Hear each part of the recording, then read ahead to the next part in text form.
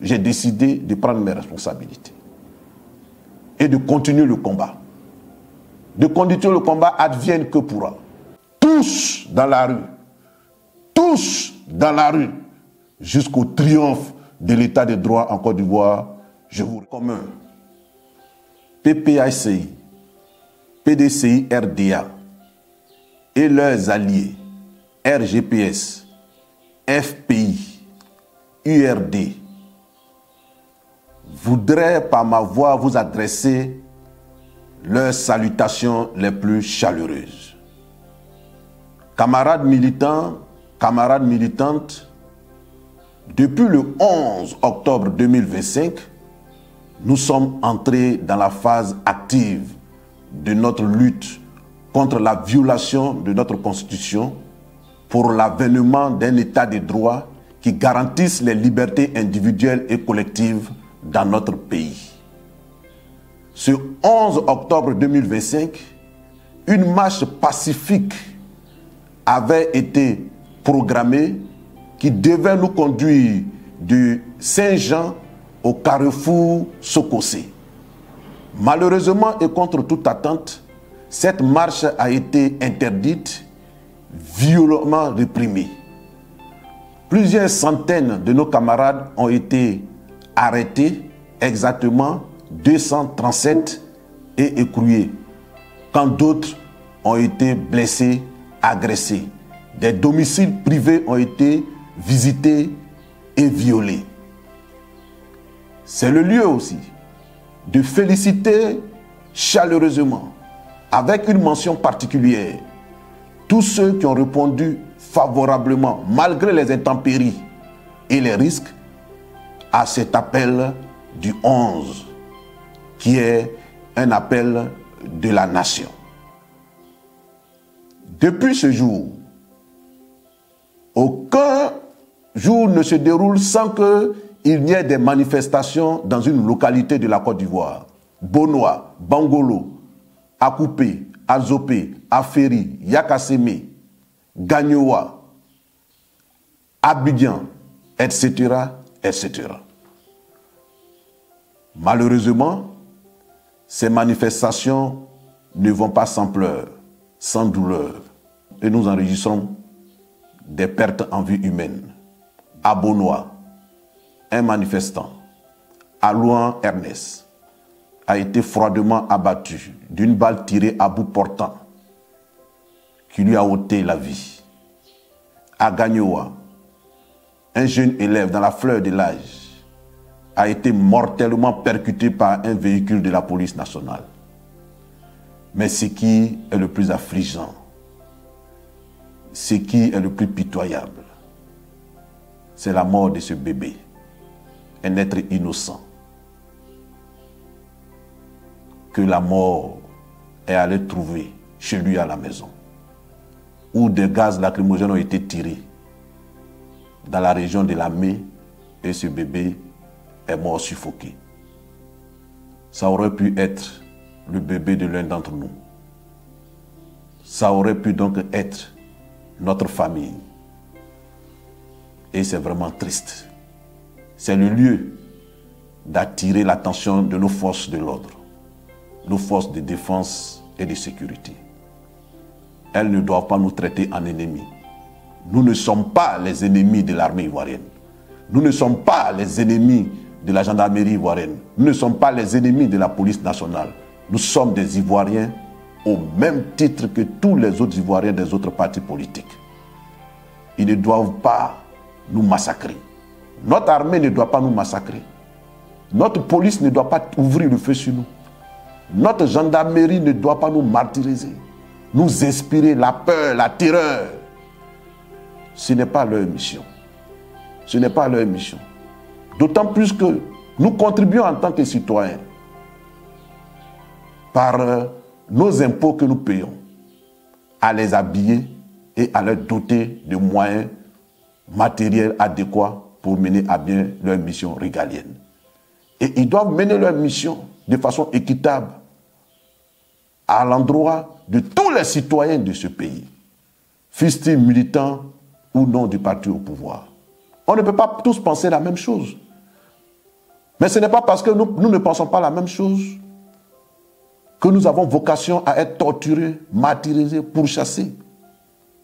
En tout état de cause, que nos agents des forces de l'ordre comprennent que leur responsabilité pénale individuelle est engagée dans les actes qu'ils posent. Et ces morts que nous avons enregistrés ne resteront pas impunis. Le Front commun et les alliés sont à la tâche. Le Front commun et leurs alliés sont à pied d'œuvre pour monter des dossiers et nous porterons plainte. Nous porterons plainte afin que les coupables soient identifiés et qu'ils subissent la rigueur de la loi. Aucun crime dans ce 21e siècle ne reste impuni dans ce village planétaire auquel nous appartenons. Nous espérons qu'à l'avenir, nos forces de l'ordre comprendront cet appel républicain, humanitaire, fraternel, et qu'ils feront leur mission selon les principes de la République. Nous avons assisté récemment à des manifestations de colère en France. Les Français ont exigé le départ de Macron.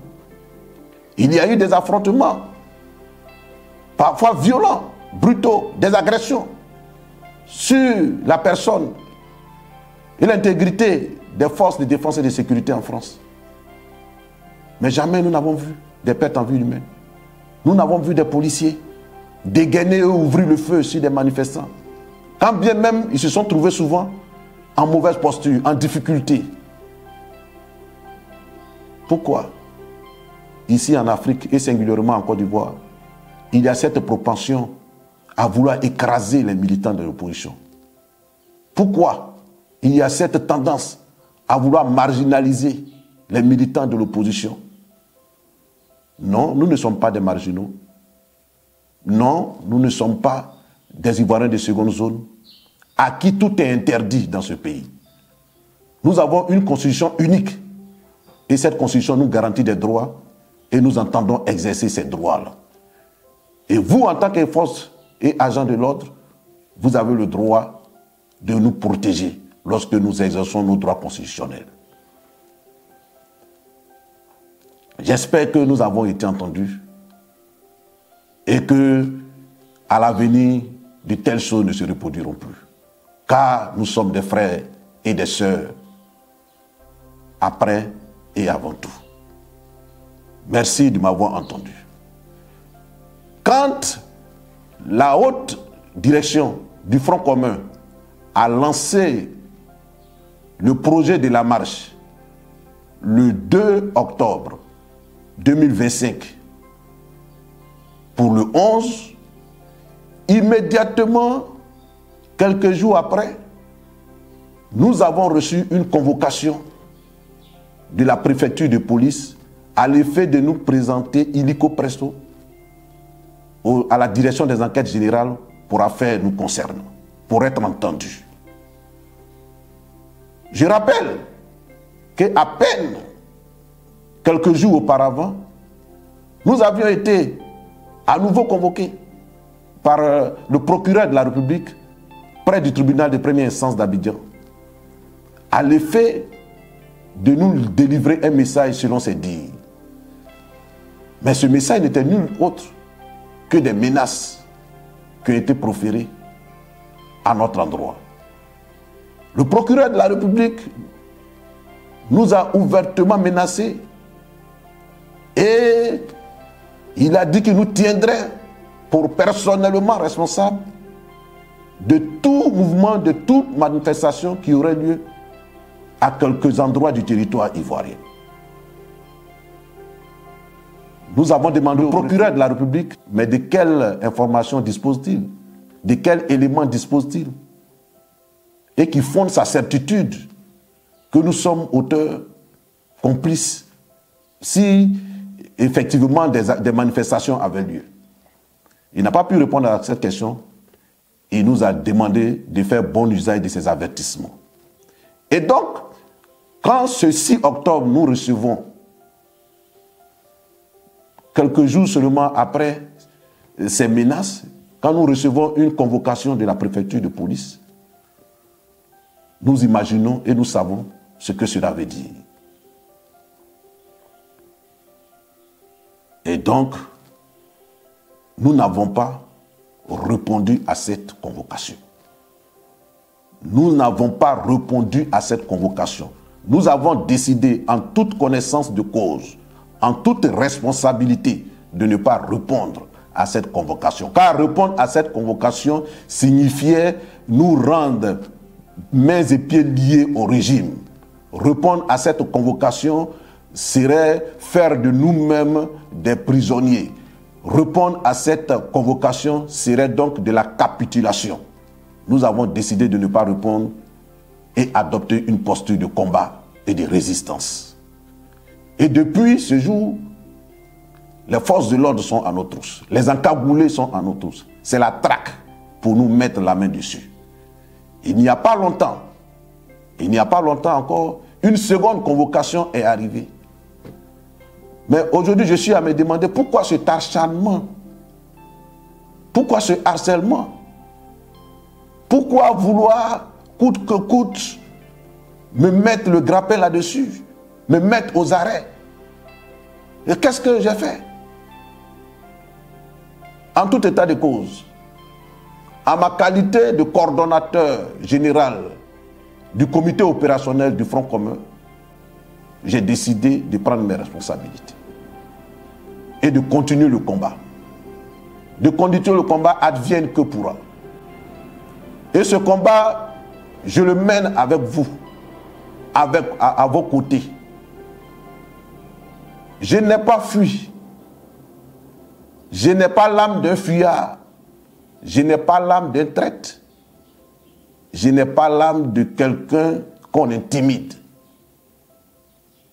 Je vous invite donc à compter de maintenant, parce que nous allons rentrer dans la phase décisive de ce combat. Nous allons rentrer dans les moments ultimes de ce combat. Je vous invite à beaucoup plus de détermination, à beaucoup plus de volonté, à beaucoup plus d'engagement. Tous, autant que vous êtes, le Front commun vous appelle. Ses alliés, le RGPS, le Front populaire ivoirien et tous les démocrates vous appellent à occuper les rues. À occuper les rues pacifiquement, dans la discipline, dans l'ordre et avec un esprit républicain, comme vous avez toujours su le faire, surtout ce 9 août 2025. C'est un droit. Vous n'êtes pas en train d'enfreindre la loi. C'est un droit constitutionnel que vous exercez. Jeunes, femmes, adultes, travailleurs, étudiants, démocrates de tous, vous êtes invités à occuper pacifiquement les rues. Que ce soit dans tout le district d'Abidjan et même dans tout l'intérieur du pays, dans les grandes villes de l'intérieur du pays, tous les Ivoiriens sont invités à occuper les rues de façon pacifique. Je voulais vous dire, avec assurance, je voulais vous rassurer et je voulais apaiser ceux qui ont une once de doute en eux, que jamais, jamais aujourd'hui plus qu'hier, nous ne sommes si proches de la victoire et de la délivrance. Je le répète, je voulais vous dire avec foi, conviction, et rassurer ceux qui sont traversés, ceux qui seraient tentés d'être traversés par le doute, que jamais, aujourd'hui plus qu'hier, nous ne sommes aussi proches de la victoire et de la délivrance. Mais la balle est dans votre camp. La balle est dans notre camp.